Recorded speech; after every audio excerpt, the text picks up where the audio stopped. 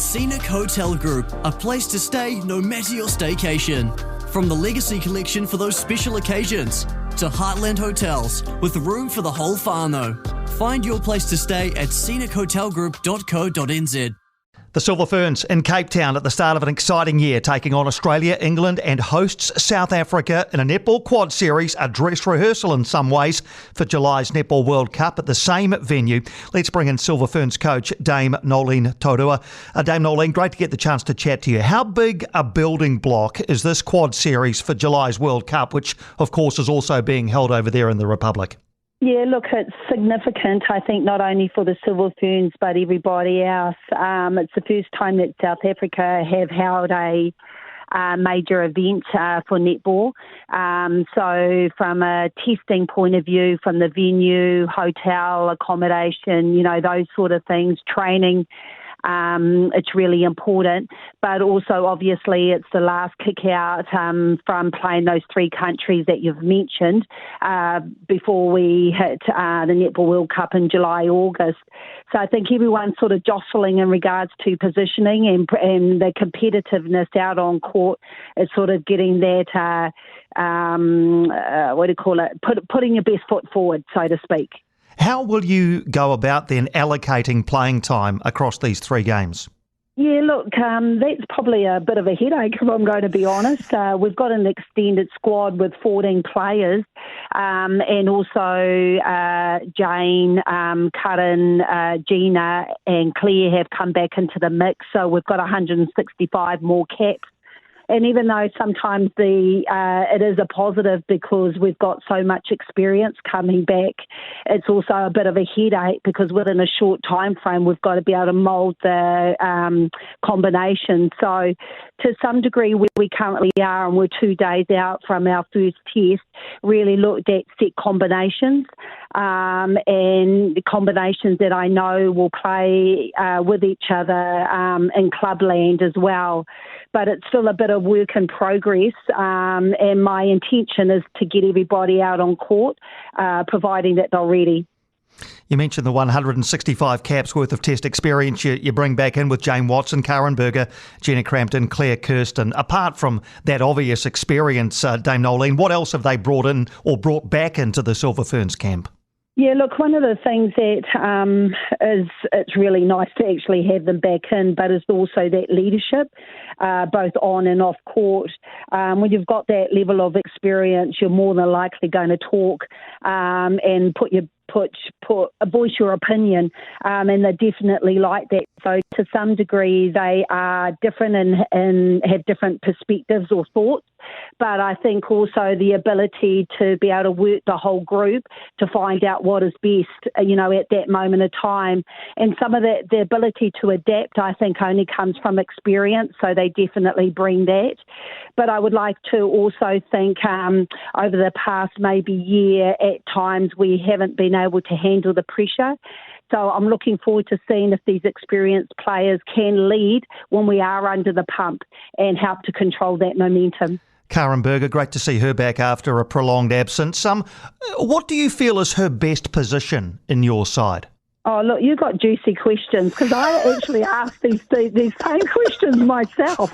At the moment, she has come from a background of wing defence, but she plays goal defence for Tactics with Jane behind her.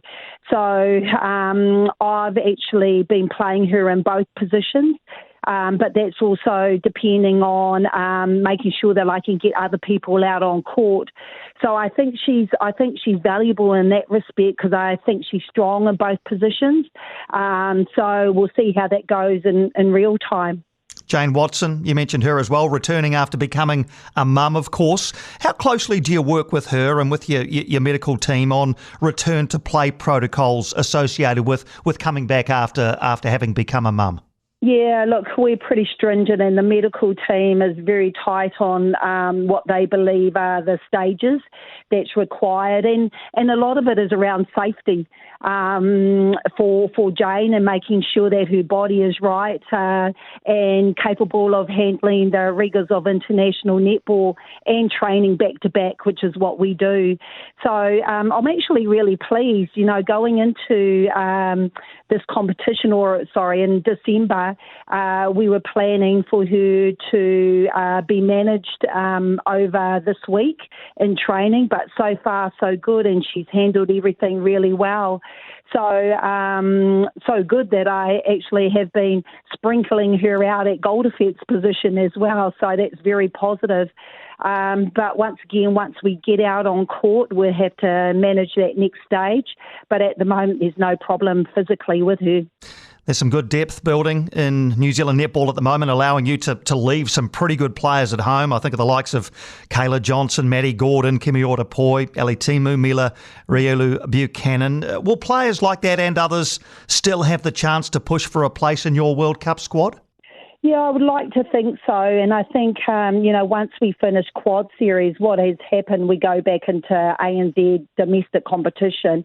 And what has happened in the past is pretty much individuals have to then perform and own their own position within their club land, but also consistently from week to week or game to game put themselves out there. So it always gets to that time where I always find that the cream rises to the top. It's a bonus, I suppose, with the current crop that they're in the mix here and they're experienced South Africa, and hopefully we can get them all out on court. But I think if I look at the past as well, or history, it doesn't mean that it's a done deal for individuals. So I still believe with some players that they still have the capability of playing in the Netball World Cup, and they have to prove themselves so that they can override the current players that we have here. So apart from winning all three games, which presumably is one of your aims, what other measures of success are there for you at this quad series? Yeah, look, definitely winning. I don't think that's how it is, and that should be the expectation. It's a opportunity for us to look at also combinations out there and try and settle as fast as possible. I also believe from our last games that we had, Constellation Cup against Australia, especially on that third and fourth game we were over in Australia, that we didn't handle the pressure. So I would like to hope that we can improve in that and control that momentum a bit more that we've done in the past. And we're looking at different training methods as well. And so we've been exploring different ways that we can better in the product out on court. So it's a bit of a question mark as to whether, our training is going to be right or wrong. So I'm hoping to see a better result when we do take the court. So there's a bit riding on it for us here. Will you have any more international matches, Dame Noeline, after this quad series and before the World Cup or not? So once we finish ANZ, looking at the moment, and it depends on when we have the deadline for selections, more than likely we will select straight away instead of having the luxury of going to trials as we've done in the past. And then we'll look for the build-up, and hopefully as we get closer to the Netball World Cup, we'll be able to organise other games with countries. So, but at the moment it's still a question mark, and we just have to wait and see. So what we do with ourselves or playing against the men is really critical, and making sure that planning is right. How many can you take to the World Cup? Is it 12? Yeah, at the moment there's a bit of talk around 14 or 14 of 15, but that hasn't been confirmed yet. So until it is confirmed in writing, we're looking at 12. Okay. One more juicy question for you, and feel free to bat this one away if you like, but how will you decide if you carry on as coach beyond this World Cup? Yeah, like normal, we go into the review post-Netball World Cup like we do with any pinnacle event. I think a lot will depend also on, we may bugger out, or, it might be a terrible result. And then the writing's on the wall that I need to give it up. So it could be as easy as that. But I also think usually around the review, and, I've been around the traps many a time, it's making sure that whether I'm involved or not, that it's the right decision. And depending what we need moving forward, whether I'm the right person or not, I think that's one avenue or one element that I've got to work through. And the second thing is, I suppose, is it ready? Am I ready for a change? There'll be a few things that I would have to work through, and I think I've got enough time to be able to do that post-Netball World Cup. All the best for the upcoming quad series, Dame Noeline, and for a big year ahead. Really appreciate you joining us for a chat.